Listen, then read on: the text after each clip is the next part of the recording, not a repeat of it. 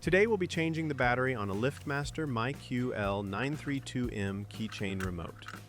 First, find a small prying tool. A flathead screwdriver will work just fine. Look at the keychain remote and locate the small grooves on the side.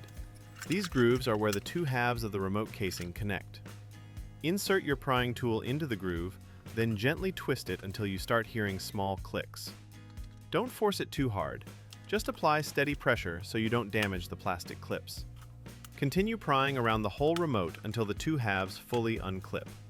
Work your way around slowly, especially near the keychain loop area. Once the remote is open, you'll see the battery right away. Remove the battery in the direction shown on the diagram inside the remote. Pay attention to how the old battery is sitting before you take it out.